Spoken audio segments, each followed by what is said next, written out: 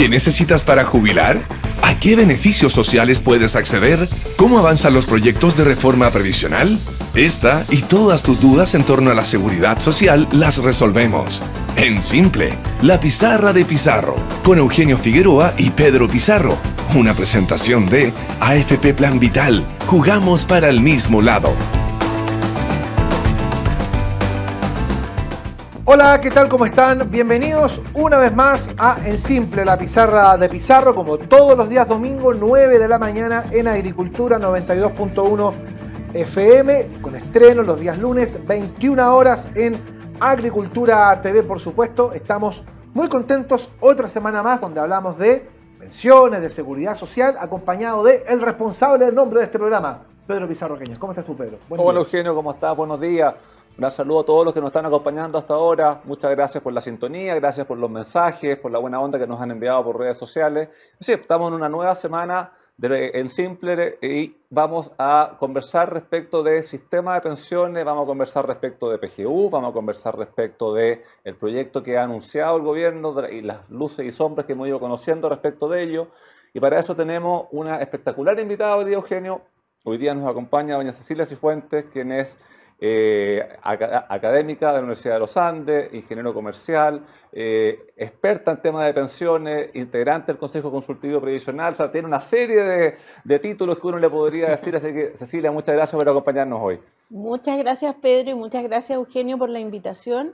Efectivamente, este es un tema que llevo muchos años dedicándole horas y horas de estudio, de mirar planillas, Así que feliz de venir a hablar de un tema que además está en el centro de las preocupaciones de los chilenos hace mucho tiempo. Así ha estado en el centro de la preocupación, en todas las encuestas aparece dentro de los temas primordiales. Fue uno de los temas que más se mencionó también en octubre del 2019 como las causales de descontento. O sea, claramente también ha sido un tema de varios gobiernos tratar de irlo reformando y haciendo los ajustes.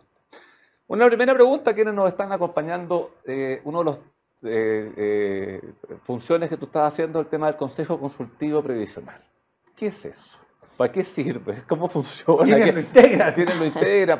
¿Qué hace este Consejo Consultivo? Bueno, el Consejo Consultivo Previsional lo creó la ley que creó el Pilar Solidario en Chile el 2008, y la idea es que exista una instancia técnica autónoma que colabore con el Ministerio del Trabajo y con el Ministerio de Hacienda en todo lo que se refiere al Pilar Solidario Previsional. Y además, cada vez que el Ejecutivo manda alguna ley que modifica directa o indirectamente los beneficios del Pilar Solidario, para que ese proyecto de ley se pueda tramitar, se requiere la opinión del Consejo Consultivo Previsional. El Consejo Consultivo Previsional normalmente tiene que estar constituido por 5 miembros, uno que es el presidente, que lo nombra el presidente de la República, y otros 4 integrantes que son sugeridos por el Poder Ejecutivo y que tienen que ser ratificados por el Senado. Bueno, esto acaba de cambiar. De hecho, estuvimos varios meses en que la única integrante del Consejo era yo, porque 2 de los integrantes anteriores se fueron a trabajar al gobierno. El que era presidente, que era Carlos Antonio Díaz, renunció porque es de un cargo de confianza del presidente, y a Gonzalo Edwards se le había terminado el periodo, así que estuve un tiempo y no podía sesionar porque yo sola no formo el quórum. No hay quórum, claro. O sea, pero ya se acaban de nombrar los integrantes. El consejo eras tú. El consejo en algunos meses fui yo, pero no pude sesionar.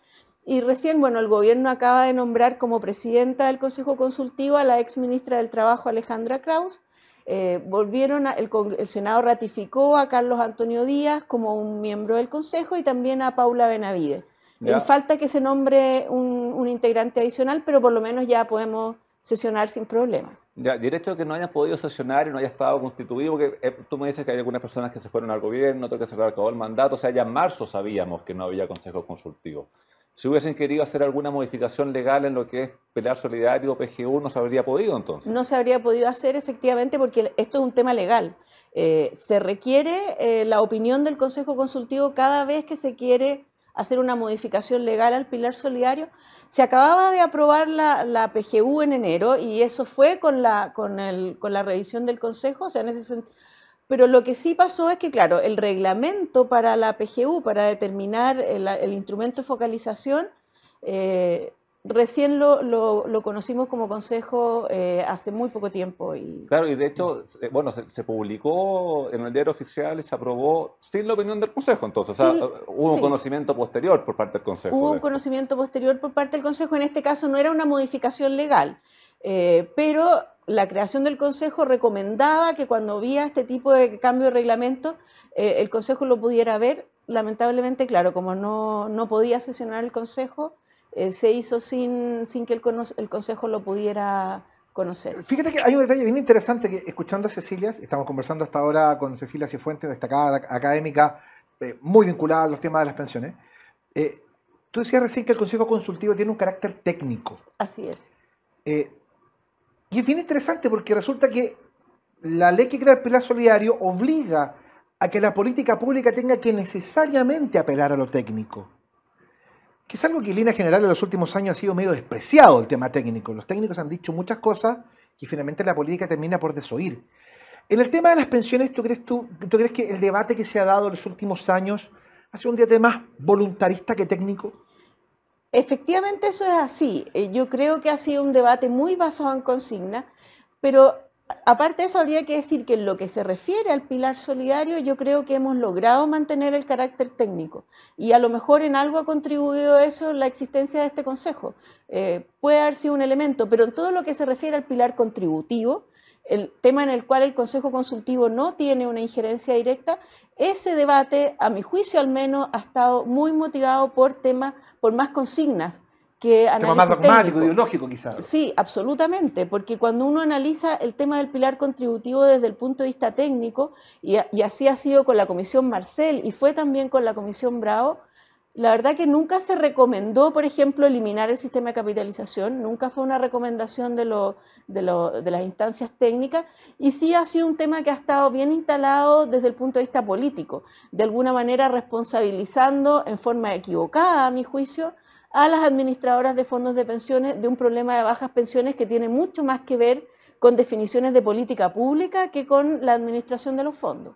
O sea, probablemente si tuviésemos un consejo consultivo para el tema contributivo o tuviese atribuciones para pronunciarse sobre eso, podríamos eventualmente haber avanzado más en lo que son los proyectos y en las reformas que tenemos claro que están pendientes hace mucho tiempo. Puede ser, claro, ahí estamos ficción, haciendo claro. política ficción, pero de hecho en algunos momentos se sugirió que el Consejo Consultivo ampliara sus facultades y, por ejemplo, tuviera atribuciones para recomendar cambios en la edad de jubilación, cambios en la tasa de cotización, que son en los dos temas que la política se ha trabado, porque sabemos desde el punto de vista técnico hace 15 años que es necesario aumentar la tasa de contribución y que es necesario avanzar en la edad de jubilación. Eso es un consenso técnico súper amplio, pero a nivel político ha sido imposible avanzar en esos temas. Sí, ahora, el aumento de tasa de cotización como que ya es transversal, o sea, tanto el proyecto de la presidenta Bachelet como el proyecto del presidente Piñera contemplaban un aumento de tasa de cotización. Bueno, lo que adelantó el subsecretario Larraín también apunta un poco hacia eso. También ¿no? apunta, Sí. ahora, el tema de la edad políticamente es difícil, porque hemos visto lo que ha pasado en otros países cuando se propone aumentar la edad de jubilación, que hay una resistencia importante. No sé si políticamente va a haber piso para eso alguna vez. Es que yo creo que hay formas de hacerlo. Probablemente no se puede determinar ya, desde ahora en adelante las personas no jubilan a los 65, sino que de esa forma políticamente es inviable. Lo que han hecho los países desarrollados es que aumentan las edades de jubilación para generaciones más jóvenes. O sea, no sé, por ejemplo, plantear todos los que nacieron después del año 90 se van a jubilar en vez de los 65 a los 66. Esa es una forma de hacerlo. Yo creo que también... No sé si eso va en línea con la esperanza de vida al nacer, ¿no? La esperanza de vida al nacer, Claro. obviamente. Sí. Y así, de esa forma, muchos países han avanzado en esta materia. Yo creo que otra forma que hubiera sido razonable, por ejemplo, y que en algún minuto con el economista Patricio Raúl lo planteamos, es que la entrega de la PGU, por ejemplo, fuera de alguna manera vinculada a la expectativa de vida. Entonces uno estableciera la PGU ahora se entrega a los 65 años, pero en, no sé, 5 años más se va a empezar a entregar a los 66 y de esa manera ir de alguna manera moviéndose hacia que reconozcamos el hecho evidente de que vivimos más años. Sí, esa es una de las causas fundamentales de las bajas pensiones. que vivimos mucho más años de los que vivíamos cuando se creó este sistema de capitalización, por ejemplo.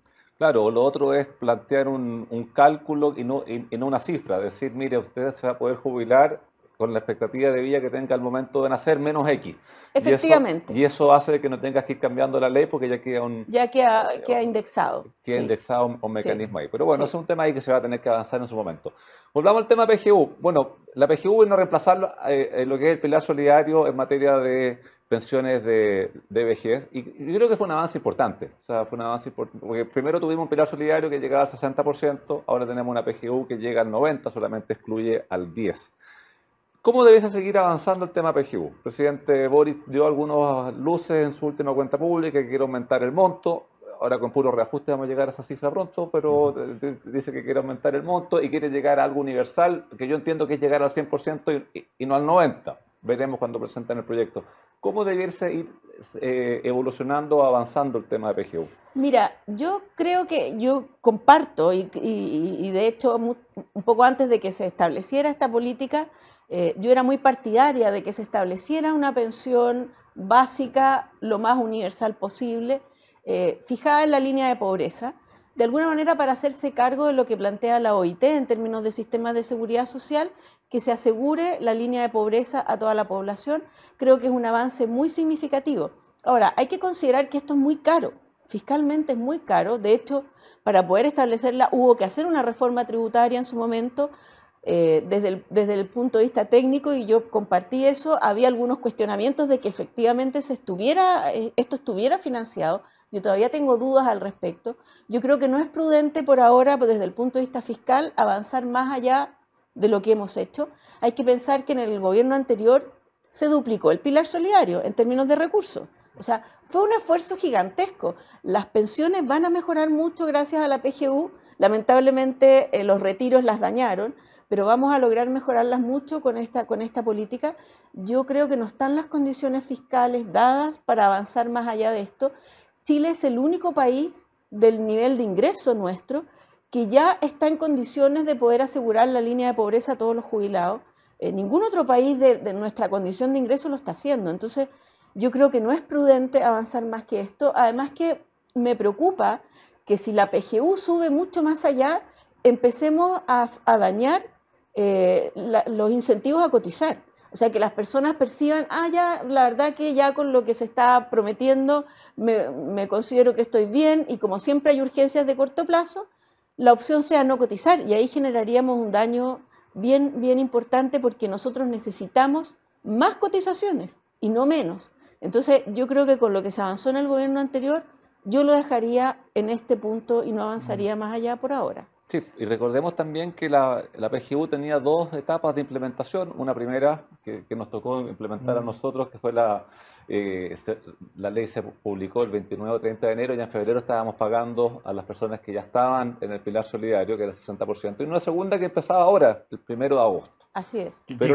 costó que empezara. Y de hecho todavía no empieza. O sea, Todavía no empieza. Los pagos para el sector, para las personas que ingresan nuevas al sistema no han empezado, y la ley está vigente desde el 1 de agosto. ¿Qué pasó ahí a tu juicio? ¿Por qué se atrasaron? Claro, yo creo que ahí el tema del cambio de gobierno probablemente produjo un atraso. Las personas que entraron no fueron capaces en ese sentido de poder implementarla y tener el instrumento técnico y toda la capacidad técnica para poder empezar a pagarla ahora en agosto como correspondía. Y de hecho yo esto lo puse por Twitter, y la subsecretaria de Hacienda me contestó. Agradezco su gentileza de haberme contestado, y me dijo que sí iba a pagar con efecto retroactivo. O sea, a pesar que se supone que las personas van a recibir lo que hubiera correspondido a lo que determinó la ley.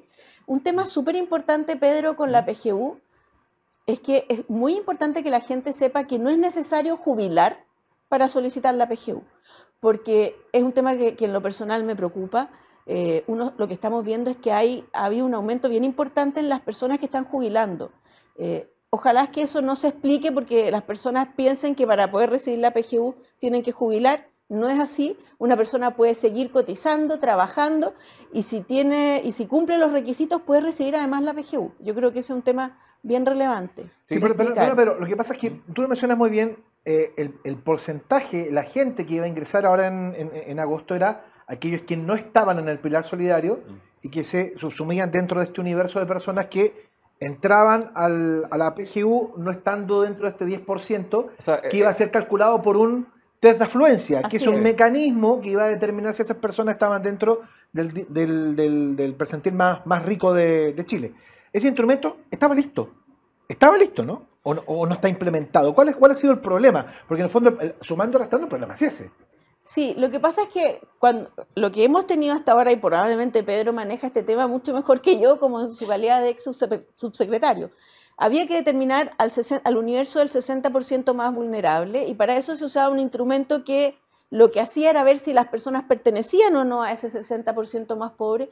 Cuando ya llegamos al 90%, lo que se pensó es que iba a ser más fácil simplemente determinar quién estaba en el 10%. Eso era lo que se llamaba un test de afluencia. En vez de determinar el 90%, encontrar al 10%. Y la restricción con que se encontró el nuevo gobierno es que no tenían un instrumento para detectar a este 10%, y lo que se hizo simplemente fue mantener bastante similar el instrumento anterior, pero en vez del 60% llegar al 90%. Y eso es lo que se está haciendo ahora. Se le hicieron algunas pequeñas modificaciones a la fórmula. Yo creo que no vale la pena entrar en ese detalle, claro, porque es muy complejo. Pero eso explica la demora. Eso explica probablemente la demora, no sé, pero yo creo que es eso es parte de la demora. O sea, de hecho, a ver, hicieron 2 publicaciones y la última fue el 26 de julio. O sea, obviamente que 4 días antes del 1 de agosto estaban terminando de publicar cómo se hacía el tema del instrumento. Y ahí, claro, Viene la implementación del pago. Claro, tal como tú dices, Cecilia, el mismo instrumento que había, como que le cambiaron 60, 90 y un par de parámetros más. Así es. ¿Por qué? Porque recordemos que el test de afluencia tenía que medir tanto lo que es ingreso como patrimonio. El ingreso es más fácil medirlo hoy en día, hay varias fuentes de información. El tema patrimonio es más complicado, Sí. porque patrimonio hay algunas cosas que están registradas, otras no. O sea, yo puedo tener, qué sé yo, un auto, una propiedad, algunas inversiones, pero si tiene la persona obras de arte en la casa o lo que sea, eso no está registrado. O sea, yo no sé cómo van a implementar un impuesto al patrimonio, pero eso ya Es otro tema. ese es otro tema. Y probablemente este instrumento que ya está operando ahora van a tener que irlo ajustando en el tiempo, a medida que vayan ir teniendo mayores fuentes de información, para ir cumpliendo con lo que dice la ley, que es el 10% más rico, y es más rico entre ingreso y patrimonio, y no solamente uno de estos factores. Así Conversamos a esta hora de la mañana aquí en Agricultura 92.1 con Cecilia Cifuentes, destacada académica, ingeniera comercial, una especialista en temas de pensiones. Vamos a hacer la pausa en Simple la Pizarra de Pizarro, pero antes te quiero contar que si tienes un plan, cámbiate a AFP Plan Vital. Canales digitales 24/7 y productos de ahorro voluntario, APB y Cuenta 2, para que juntos sigamos haciendo crecer tus ahorros. Cámbiate hoy a Plan Vital. Y como siempre, ya lo sabes, te invitamos a suscribirte a nuestro canal de YouTube Agricultura TV, donde podrás encontrar programas exclusivos. Ya lo sabes, pincha la campanita, déjanos tus comentarios e interactúa junto a nosotros. La pausa breve, ya seguimos. Hay algo en esta vuelta al fútbol que es irreemplazable. El estar cerca para volver a sentir la pasión, el nerviosismo, la alegría, y cerca para volver a celebrar todos esos pequeños y grandes triunfos. Por eso en AFP Plan Vital queremos ser parte de tus triunfos, con la asesoría que necesitas para que llegues a tu meta. Tenemos 40 años de experiencia administrando fondos, tus ahorros, experiencia 100% digital y Cuenta 2 y APB con la menor comisión del mercado. AFP Plan Vital, jugamos para el mismo lado. Estamos de vuelta en Simple la Pizarra de Pizarro por Agricultura 92.1. A nivel nacional en la radio, por supuesto. Estamos con estreno los días lunes a las 21 horas en nuestro canal de YouTube Agricultura TV. Conversábamos fuera de micrófono mientras estábamos en comerciales respecto de una cosa que había dicho Cecilia Cifuentes, que es nuestra invitada esta mañana, que es realmente muy trascendente, que lo esbozó por ahí, que tiene que ver con esta sensación que parece que se está dando mucha gente, que para poder tener acceso a la PGU hay que jubilar, y eso no está en el espíritu de la ley, ¿no? No está. Y de hecho es uno de los cambios importantes respecto al pilar solidario, porque tú para poder recibir los beneficios del pilar solidario sí tenías que estar pensionado. Pero ahora eso ya no es ya. Ahora se puede postular y recibirlo estando trabajando. Y eso es súper relevante, porque ¿por qué es tan importante eso? Porque siempre uno como economista tenía el temor de que la gente por recibir beneficios deje de generar ingresos.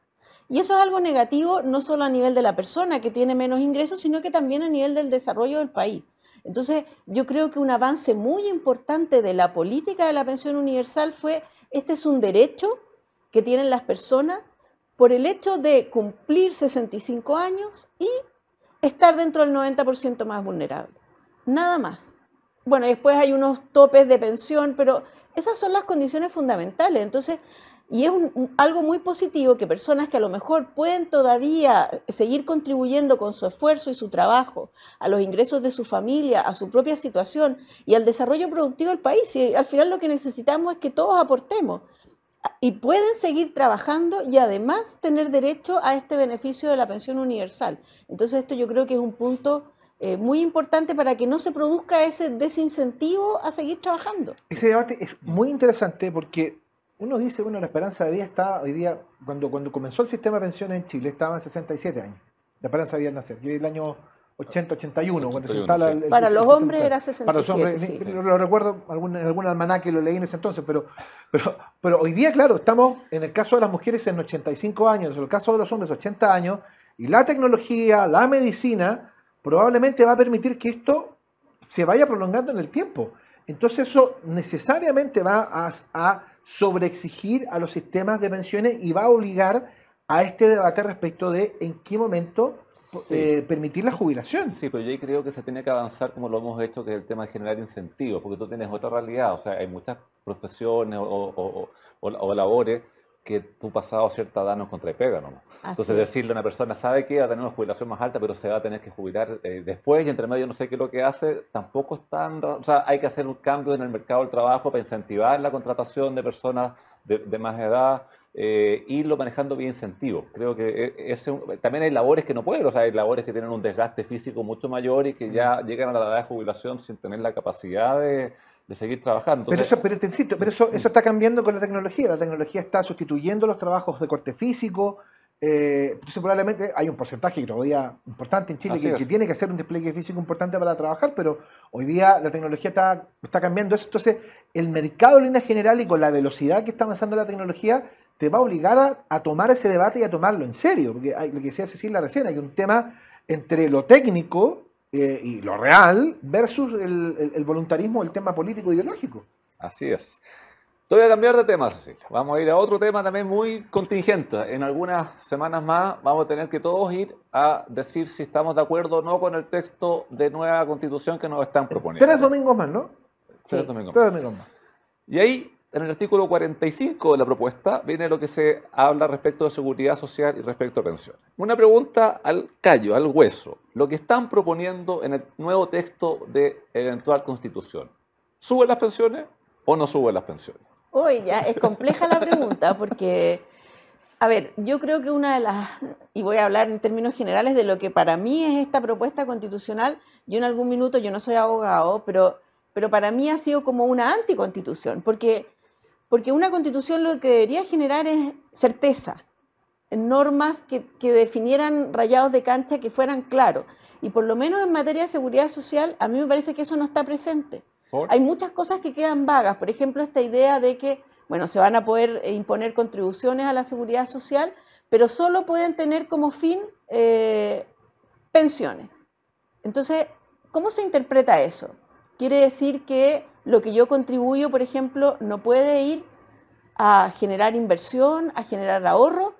O sea, es un sistema de reparto puro lo que establece la Constitución, y yo lo que he oído, y tú eres abogado, Pedro, probablemente no es clara esa parte. O sea, hay algunos que han dicho, no, si es que la norma dice que solo pueden ser para fines de pensión, quiere decir que no pueden ir, por ejemplo, a una cuenta de ahorro para futuras pensiones, tienen que ir a un reparto. Y hay otras personas que me han dicho, no, si está contemplada, y es vago, es tremendamente vago. Entonces, también en ese sentido me es difícil contestarte la pregunta si mejoran las pensiones. Yo tiendo a pensar que no. Ahora, por supuesto que si nosotros en este minuto dijéramos todo lo que nosotros como trabajadores cotizamos, la Constitución obliga a que vaya a pagar pensiones, los que todavía no jubilamos vamos a tener que decir, bueno, entonces lo que nosotros cotizamos va a ir a los jubilados. Claro, y ahí uno dice, los jubilados actuales, felices. Sí, claro. ¿Qué pasa con los jubilados más adelante cuando haya cada vez menos trabajadores? Y ese es el problema de un sistema de reparto puro. Su sostenibilidad en el tiempo queda absolutamente inviable. O sea, con la pirámide, como lo teníamos Por hoy la día. pirámide poblacional. Entonces Claro. esto es un tema que algunas veces yo lo he puesto en columna. A mí me llama mucho la atención sectores que hablan mucho de la sostenibilidad medioambiental, que me parece muy bien, pero en materia de pensiones postulan que todo lo que nosotros estamos cotizando ahora solo puede ir a pagar pensiones actuales, lo que es perfectamente injusto con todas las generaciones jóvenes que se van a encontrar el día de mañana, que cuando ellos jubilen va a haber mucho menos jóvenes que les puedan pagar sus pensiones. No, entonces vamos a tener que subirles mucho la tasa de cotización Vamos, sí. a los futuros jóvenes para que nos paguen a nosotros las pensiones en su momento. En Entonces, su momento, así es, porque, y lo voy a decir con números bien simples, en la situación actual hay aproximadamente 4 trabajadores activos, entre 4 y 5 trabajadores activos por cada jubilado. En 30 años más va a haber como 2. El cambio ahí es drástico. Es drástico. Y bueno, tal como tú dices, es poco claro el texto. Y cuando el texto es poco claro, uno tiene que irse a revisar un poco la historia y ahí hay que rever tanto lo que está escrito como lo que no se quiso escribir. Así es. Recordemos que hubo algunas propuestas de dejar expresamente dicho que había propiedad sobre la cotización, que no se podía expropiar por parte del Estado. Forma parte de uno de los tantos ítems aclaratorios que presentó. Claro, que era algo que era parte de la herencia y eso se rechazó. Pues entonces uno, cuando ve lo que se rechazó y lo que quedan legítimos. Pero ahora hay una promesa de que eso se va a incluir. Sí, pero la promesa... Pero es una promesa, claro, que esto es bien curioso porque se hace un acuerdo para reformar la Constitución. El proyecto todavía no está aprobado, pero ya hay un acuerdo para ver cómo la podríamos modificar, que es bien curioso.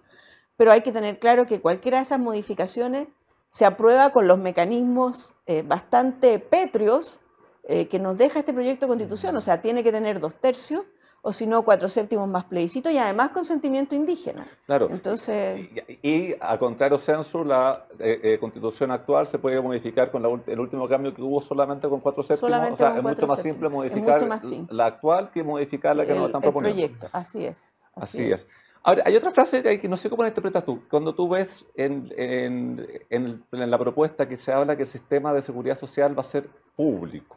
¿Qué quiere decir eso? ¿Que no hay que dar espacio para las entidades privadas? ¿O no es tan así? Porque uno dice, claro, uno por un lado está la administradora de fondos de pensiones, pero hay varias otras entidades privadas que participan. O sea, está la FC, están las mutuales. ¿También quedan en entredicho o no lo ves igual tú? Claro, es que ahí está esa discusión que no hemos podido resolver porque uno lo ve en las cartas del Mercurio y esto es un debate permanente. ¿Qué es lo que es lo público? ¿Es solo lo estatal?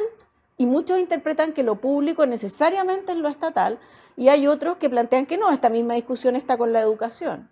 Entonces eso también forma parte de esto que para mí es esta indefinición general que tiene la propuesta constitucional, que habla de un sistema de seguridad social público. Y a mi juicio lo que nosotros tenemos ahora es efectivamente un sistema de seguridad social público que está absolutamente determinado. ¿En qué sentido es público? Que toda la política la determina el sector público. Toda la normativa, las leyes, quiénes participan, cómo participan, quién regula, todo eso en nuestro sistema actual lo hace el sector público y el sistema de seguridad social, como tú bien lo acabas de decir, es mucho más que las pensiones. Está el sistema del subsidio de cesantía, las mutuales, las cajas de compensación, todo el tema de los accidentes del trabajo. O sea, y en todos esos, el sistema que tenemos nosotros ahora, que la verdad que en las pensiones tenemos un problema de bajas pensiones, pero todo lo que es, por ejemplo, el tema del subsidio de cesantía, el funcionamiento es bien bueno, el tema de la ley... Con la pandemia se reveló mucho eso, mucha gente que vivió gracias a la AFC, sin ir más lejos. Sí. Y la ley de accidentes del trabajo, las mutuales hacen un trabajo estupendo en que lo que nosotros tenemos es una política pública definida por el Estado, en que los que la gestionan, los que ofrecen el servicio, son agentes privados. Y que en general, y eso se ha demostrado bastante a nivel mundial, la gestión privada suele ser mejor que la gestión pública. Por un tema de incentivos, por una serie de elementos, por un problema a veces de captura. La gestión privada, por ejemplo, de las mutuales, del subsidio de cesantía, de las cajas de compensación, es bien buena, funciona bastante bien. Todo eso lo vamos a tener que desarmar si se aprueba la nueva Constitución, porque vamos a entender que todo lo tiene que hacer el sector público. Claro, esa es una duda importante, porque pareciera ser que cuando se redactó eso estaban pensando solo en la AFP. Solo en la FP, Pero, efectivamente, a eso pareciera. Pero cuando hablan de seguridad social es mucho más amplio, pues, Es mucho entonces más ahí amplio. las repercusiones pueden ser mucho más complicadas por esa Sí, vía. yo creo que también hay un desconocimiento asusado probablemente también por lo que decías tú, Cecilia, hace un rato respecto a las consignas, ¿no? Que han instalado de alguna manera la sensación de que en Chile, frente a las circunstancias o a las coyunturas de la vida, como la salud, la cesantía, un accidente, la propia vejez, uno prácticamente se tiene que rascar con sus propias uñas. Y yo creo que la pandemia en cierta medida contribuyó a que la gente viera que hay una red de protección social que aparece en los momentos de urgencia. Lo recordábamos recién con el caso de la AFC, cuando se pone encima de la mesa la ley de protección del empleo, la gente pudo recibir su sueldo a través de la AFC y Nos tocó estar ahí en las nos filas tocó ayudando estar en ese allí tema, en sí. más de alguna oportunidad respecto de ese tema. Entonces yo creo que igual la pandemia contribuyó un poco a que la gente se diera cuenta que en efecto el Estado sí aparece, sí está presente en momentos Sí, y a eso súmale apremiantes. que yo creo que durante la pandemia, cuando fueron el tema de los retiros del 10%, este sentido de propiedad de la plata que tenía cada uno en la FP, porque había mucha gente que pensaba que la plata no estaba. Así es. Y de aquí se dieron cuenta que, más allá de que hayamos estado a favor o en contra de que se aprobase, una vez ya aprobado, se metían a la página respectiva, apretaban el botón y a la semana estaba la plata en su cuenta corriente. Y Se asentó la sensación de propiedad se ahí. asentó. Y yo Sí. creo que ahí cometen un error cuando se hacen las propuestas actualmente, porque las personas ya entendieron que es su plata. Entonces, cuando tú les haces propuestas de que ya no es tu plata, sino que es plata del sistema, es para pagar pensiones de otros y no las tuyas, va contra el sentido de propiedad. Si al final viene de tu esfuerzo, ya sea que cotices que cargo del trabajador o de cargo del empleador, porque ese empleador está pagando porque te tiene contratado a ti. Más allá de que, claro, no te lo descuentan en, Es fruto en del la, es en fruto la de la relación liquidación de laboral, sueldo. básicamente. Fruto Claro. del trabajo. Ah, Así es. Así así es. es. Y no sé si será bueno políticamente ir contra lo que las personas te están pidiendo. Si las personas hoy día te están pidiendo que sea propiedad, quieren que sea heredable. El tema de la herencia, claro, no está presente en todos los sistemas a nivel mundial, hay varios que no lo tienen, pero en Chile es algo que existe y hay varias personas que lo reciben vía herencia. Esta semana se comprometieron a que iba a ser heredable. No se lo olvide. Sí, se comprometieron a que Sí. sea heredable. Sí, pero a poco después uno de los que firmó dijo de que no lo, Ah, de que no lo bueno, comprometía, eso ya entonces yo no otra sé qué cosa, tanto compromiso es eso. otra cosa. Así es. Y lo otro también que es importante aclararlo, realmente hay personas que confunden lo que es la pensión de sobrevivencia con lo que es herencia, que no es lo mismo. Y aprovechemos de aclararlo, o sea, la pensión de sobrevivencia para la cónyuge y para los hijos menores de edad, que reciben una parte de la pensión que tenía la persona que fallece. Pero no todo el mundo tiene cónyuge, hay personas que fallecen estando solteros o viudos y fallecen con los hijos mayores de edad. Pues. Y si la plata estaba ahí, pues se fue para el fisco. No suena muy razonable eso. No, no es muy razonable. Yo comparto contigo, Pedro. Yo fui súper contraria a los retiros, creo que generaron un daño enorme, pero generaron un beneficio. Nosotros tenemos en Chile un déficit de educación previsional enorme y en parte ese déficit se explica por el tema que te decía Eugenio de esta discusión en base a consigna. Efectivamente esto de que la plata no está, no era solo, o sea, la gente lo creía porque muchos lo decían, porque había políticos que lo decían. Entonces, en ese sentido creo que fue un aporte, creo que efectivamente la opinión mayoritaria de las personas ahora favorece que el ahorro, que su esfuerzo de ahorro vaya a sus cuentas. Y un tema bien relevante ahí es que uno puede perfectamente tener al mismo tiempo propiedad de los fondos y solidaridad. El gobierno lo ha planteado como que es imposible, que uno no puede tener propiedad y solidaridad. Es perfectamente posible, de hecho tenemos el pilar solidario, lo acabamos de duplicar. Incluso hay propuestas bien interesantes que yo he visto a nivel técnico, en el propio sistema de capitalización y con las contribuciones, hacer solidaridad intrageneracional sin perder propiedad. Creo que es una alternativa, probablemente no tengamos tiempo para explicarla ahora, pero es perfectamente factible. Entonces yo creo que esta idea de, no, si queremos solidaridad tenemos que ir hacia fondos colectivos, yo creo que no tiene por qué ser así. ¿Y la solidaridad, a tu juicio, tiene que estar sobre el monto que uno cotiza o tiene que financiarse con ingresos generales? ¿Por qué? Porque con un país que tenemos como un 30 y tantos % de informalidad, les cargáis la mata al que trabaja y cotiza. Ese es un punto bien, bien relevante. Desde el punto de vista técnico, el impuesto al trabajo formal está considerado como uno de los impuestos más ineficientes por los efectos que genera en la formalidad, por los incentivos a no formalizarse si es que tengo un impuesto a la formalidad, entonces es mejor con impuestos generales. Y hay un tema que sale poco en la discusión, Pedro y Eugenio, respecto a que siempre se habla de que en Chile hay mucha informalidad laboral, y es cierto, cerca de un 30% de los trabajadores son informales, pero nosotros también en Chile tenemos informalidad en los empleadores. O sea, en Chile hay 2 millones de trabajadores que trabajan en empresas que de acuerdo al INE tienen menos de 5 trabajadores. ¿Qué son esas empresas de menos de 5 trabajadores? Claro, uno puede pensar a lo mejor son 3 ingenieros que se asociaron y tienen una consultora con altos ingresos, etcétera, pero también uno ve que estamos llenos de negocios informales, puestos que se ponen en la calle. ¿Qué incentivo va a tener si uno pone le dice a esos empleadores, ahora usted tiene que cotizarle un 16% a sus trabajadores? ¿Se van a formalizar esos empleos? Entonces, ahí hay un tema bien relevante. Tenemos que avanzar en Chile, lo decías tú, por la pandemia. Claro, efectivamente en la pandemia los trabajadores formales tuvieron todo el apoyo del sistema de cesantía, pero los informales no. Entonces necesitamos avanzar en formalidad, establecer cotizaciones a fondos colectivos, daña los incentivos a formalizarse. Entonces yo creo que este es un tema bien relevante que apoya la idea de que las cotizaciones vayan a las cuentas de los trabajadores para que sean los propios los trabajadores los que le digan a sus empleadores, yo quiero que usted me cotice, y no tengamos el desincentivo a formalizarse. A la vuelta comercial te quiero preguntar algo respecto de eso, porque me quedó dando vuelta una propuesta que sonó en la campaña presidencial y que está basado creo que en China y en España, que es el tema del impuesto al consumo.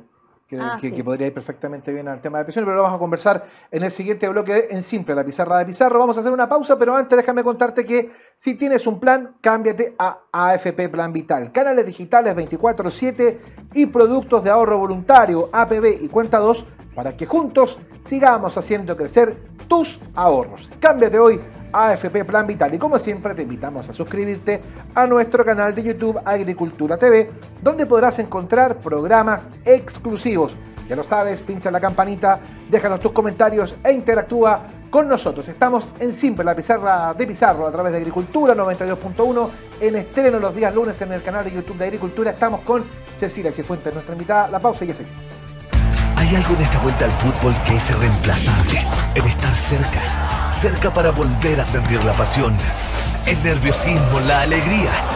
Y cerca para volver a celebrar todos esos pequeños y grandes triunfos. Por eso en AFP Plan Vital queremos ser parte de tus triunfos, con la asesoría que necesitas para que llegues a tu meta. Tenemos 40 años de experiencia administrando fondos, tus ahorros, experiencia 100% digital y Cuenta 2 y APB con la menor comisión del mercado. AFP Plan Vital.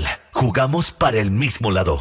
Bueno, seguimos conversando acá junto a Cecilia Cifuentes, nuestra invitada hoy en Simple, la pizarra de Pizarro. Estamos con Pedro Pizarro, por supuesto, como todos los días domingos. Si nos está viendo los días lunes, estamos acá en nuestro estreno en nuestro canal de YouTube a las 21 horas para conversar y comentar respecto de la situación de las pensiones y también de la seguridad social. Con Cecilia, yo le había preguntado esta propuesta, me parece que fue de Ignacio Briones, pero es algo que viene buscándose, empujándose en el extranjero con esta idea a propósito de la informalidad, de generar un porcentaje del consumo, del IVA, para que vaya a pensiones. ¿Te parece viable esa idea? ¿Cuánto eventualmente podría contribuir a mejorar las pensiones fundamentalmente de aquellas personas que cotizan poco porque no están formalizados, digamos? Sí, efectivamente es una idea que planteó Ignacio Briones. A mí en lo personal me gusta harto esa idea, porque de partida desde el punto de vista como pedagógico, porque al final, ¿por qué nosotros tenemos que ahorrar para pensiones? Porque las personas todas tenemos un patrón de ingresos a lo largo de nuestra vida que es distinto a nuestro patrón de consumo. Las personas suelen tener ingresos desde que terminan su estudio hasta que jubilan, en cambio consumimos durante toda la vida, por definición. Entonces, de alguna manera, mientras generamos ingresos, las personas tienen que saber que tienen que ahorrar para su consumo futuro. Entonces, de alguna manera, cuando uno pone una cotización al consumo, es decirle a la persona, mire, usted está consumiendo hoy día porque tiene ingresos, pero acuérdese que va a tener que consumir cuando no tenga ingresos. Entonces, lo que yo le digo es que una parte de lo que está consumiendo lo guarde para ese consumo futuro. Y entonces, si usted hoy día gasta 100 en consumir, yo le voy a decir, no gaste solo 100, 101, y ese 1 yo se lo voy a tomar y se lo voy a guardar para cuando usted no tenga ingreso. Esa es la idea de cotizaciones vía consumo. Efectivamente se puede hacer a través de un tema como el IVA, Y uno podría decir, vamos a subir a lo mejor el IVA en un punto, pero ese punto adicional no va a ir al Estado, va a ir a su cuenta de ahorro futura para que usted consuma en el futuro. Incluso uno podría pensar y a las personas de bajo ingreso, el Estado se los puede devolver después a través del IVA. La boleta electrónica en este tema puede ser un instrumento que facilita desde el punto de vista técnico que esto se pueda implementar. Todavía nos falta a lo mejor información, implementar en más general la boleta electrónica, pero a mí es una idea que me parece súper interesante, precisamente por el tema de la informalidad, porque puede ser que haya personas que no cotizan porque trabajan en forma independiente, pero todos consumimos. Entonces, en ese sentido, y ahí uno puede decir el consumo de las personas más jóvenes también puede ir contribuyendo a su propia futura pensión, y mientras más antes uno ahorre, mejor es su pensión. Entonces, en ese sentido también tiene beneficios interesantes, yo creo. Te pregunto respecto de otras dos propuestas que se han escuchado, para saber tu opinión. Una, decías recién, empezar a cotizar antes es importante. La ley de la marraqueta, esta de que cuando la persona nace, se le abre su cuenta de ahorro y hay un aporte inicial del Estado y eso queda rentando hasta que la persona pensione. ¿Es una buena idea? Ahora, es una buena idea. Y lo otro, obviamente que los efectos se van a ver en 60 o 65 años más, porque tendríamos que implementarlo desde las personas que naciesen de hoy en adelante. Sí. ¿Se podría avanzar ahí? A mí me gusta la idea, pero estableciéndole algunos zanahorias y garrotes en el fondo. O sea, decirle a las personas, ustedes del momento que nace, el Estado le deposita una cantidad, digamos, no sé, 1 millón de pesos, pero usted solo va a tener derecho a eso que se va a ir capitalizando en el tiempo, que a lo mejor en el momento de la jubilación se puede haber convertido, dependiendo de los retornos que tengan, pero entre 10 o 20 millones de pesos, o sea, se puede multiplicar por varias veces. Usted solo va a tener acceso a eso si cotizó durante, no sé, 15 años, por ejemplo. Ya, perfecto. Y en ese sentido, porque nosotros necesitamos incentivar que las personas coticen. Y tiene el otro beneficio de que Chile necesita ahorro. O sea, nosotros tenemos en este minuto una tasa de ahorro que viene cayendo hace una década. Y si un país ahorra menos, invierte menos, se crea menos empleo, los salarios suben menos, entonces aquí hay una contribución adicional, si uno quiere, una externalidad positiva que genera el ahorro de los trabajadores. Yo se lo escuché al propio ministro de Hacienda, lo invité una vez a dar una charla al ESE, y él dijo, Chile necesita el ahorro de los trabajadores. O sea, esto es necesario para el desarrollo económico del país. Tenemos que fomentar ese ahorro. Entonces, a mí me gustan las ideas de esto de decir, el Estado le contribuye a usted, pero usted a su vez ponga su parte y contribuya también a ahorrar. Y te pregunto de otra propuesta que tengo la impresión que no vas a estar tan de acuerdo. A mí me gusta más, pero no es tan técnicamente, pero políticamente sí, que es el tema de los autopréstamos con obligación de devolver con una sobrecotización. Y yo creo que se vio reforzado. Eso lo propuso el Partido de la Gente, me parece. El Partido de la Gente creo que lo vio. Sí. Porque en el fondo, claro, después de los retiros las personas, vieron que estaba su plata, pero creo que a nivel de legitimidad te ssirve. Cuando la persona puede retirar un porcentaje y te obligan a sobrecotizar para devolver esa plata. ¿Cómo ves eso? Claro, como decimos los economistas, tiene costo y beneficio. El beneficio, y yo creo que es válido, es una idea interesante. Nosotros necesitamos que las personas de alguna manera, tengan incentivo a cotizar y perciban que este ahorro que es tan a largo plazo les genera algunos otros beneficios, y eso lo veo como algo positivo. Tiene como problema el hecho de que nosotros estamos ahorrando poco para pensiones. O sea, es un ahorro insuficiente. Entonces, si le generamos otros destinos, aparte del destino de pensión, dañamos por ese lado. Por eso yo creo que... No pierde la rentabilidad eventualmente de la plata que recoge también. Claro. O sea, le veo aspectos positivos y le veo aspectos negativos. Entonces, dependiendo cómo uno los pondere y cómo establezca las reglas para que las personas lo puedan devolver, yo creo que son temas que se pueden estudiar.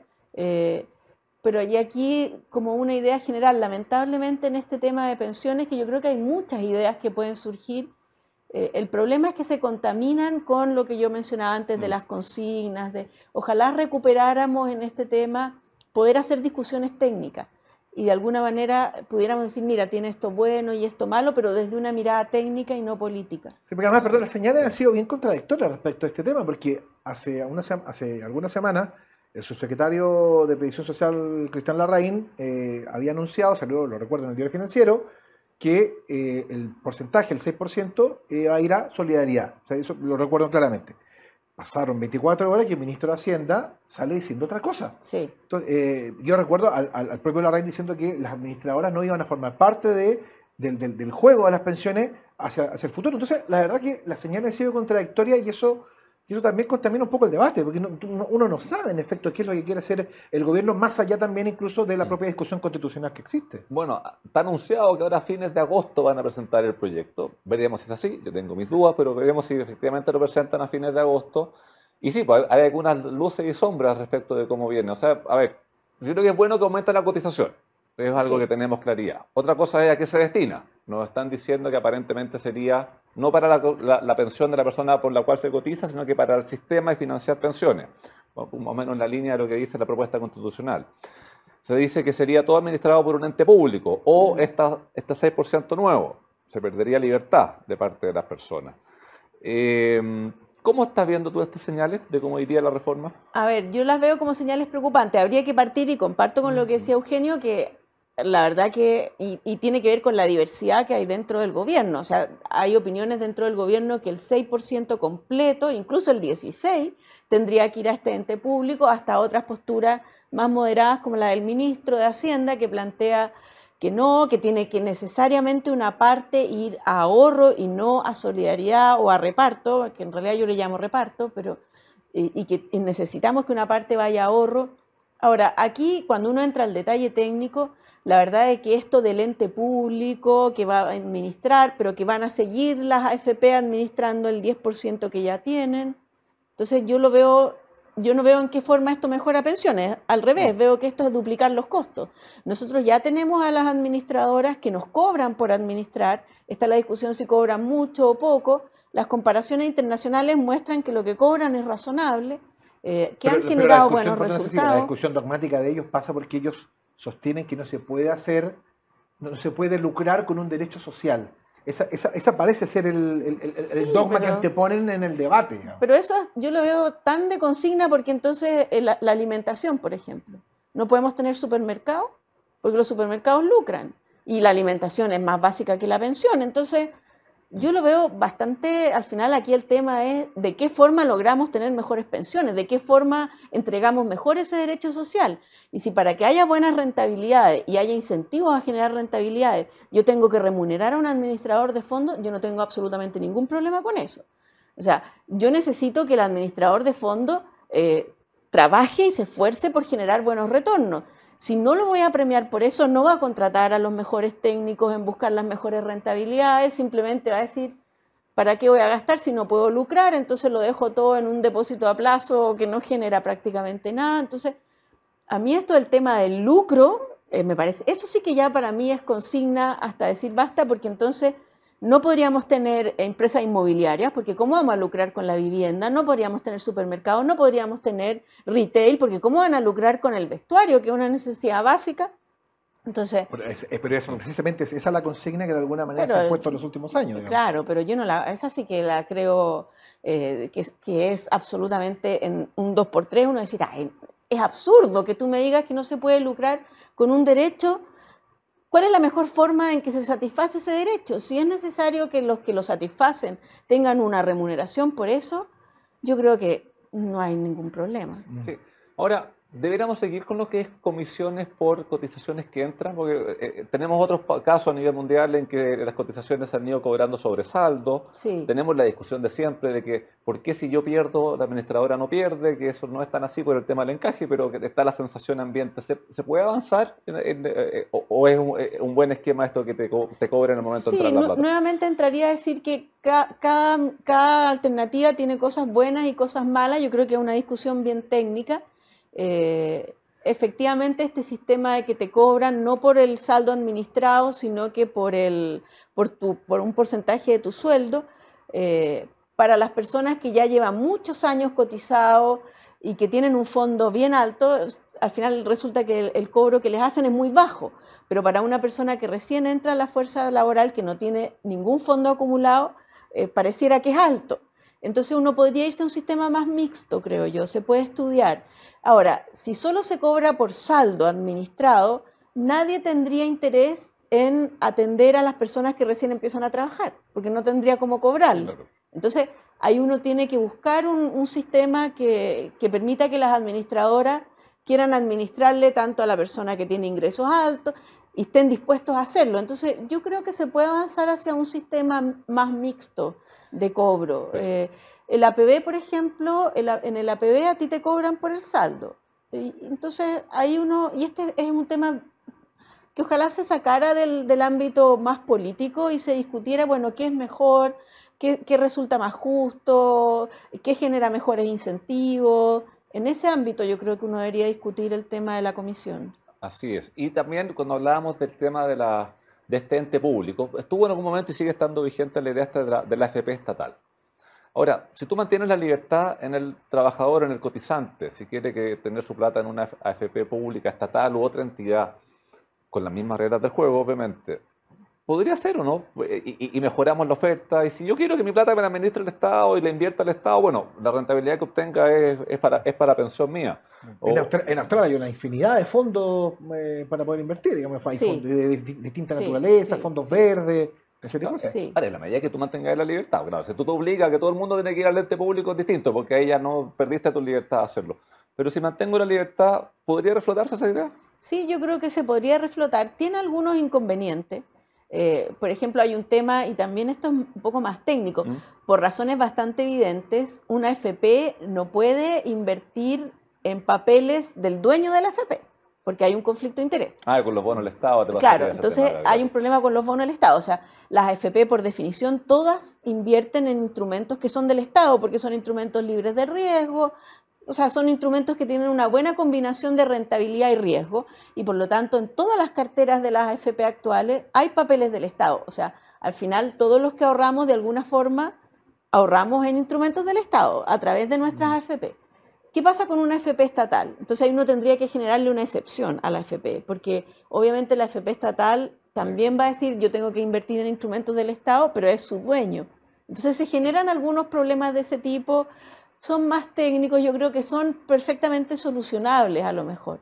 Pero creo que sí, que es una alternativa a estudiar, es legítimo que una persona diga yo no quiero que mi ahorro lo administre un privado, yo prefiero al Estado, yo creo que es legítimo. Así es. Puede ser. Oiga, se me fue volando el programa y la verdad que yo creo que hemos ido aclarando muchísimas dudas, hemos conversado respecto de lo que hay y lo que eventualmente puede haber, así que yo desde ya quiero agradecerte profundamente, Cecilia Cifuentes, nuestra invitada, que nos hayas acompañado en Simple la Pizarra de Pizarro para conversar de este tema que a la gente le preocupa tanto. Yo agradezco mucho la invitación porque, bueno, yo soy académica, profesora, me encanta enseñar y creo que este es un tema en el que nos falta más conocimiento para tener buenas políticas públicas, así que muy agradecida. No, muchas gracias por acompañarnos. Para nosotros, bueno, la idea nuestra es esta, poder conversar, poder ir acercando los temas para que las personas puedan ir haciendo su propia opinión, pero con la información sobre la mesa. Así que muchas gracias por acompañarnos hoy día, Cecilia. Exactamente. Y nosotros nos vamos, Pedro, nos reencontramos como siempre el próximo día domingo, ya lo saben, 9 de la mañana aquí en Agricultura 92.1, con estreno a las 21 horas el día lunes en nuestro canal de YouTube Agricultura TV. Han sido muy amables, muchas gracias, sean felices, que tengan una linda semana. Chao a todos. En Agricultura fue En Simple, la pizarra de Pizarro, con Eugenio Figueroa y Pedro Pizarro. Una presentación de AFP Plan Vital, jugamos para el mismo lado.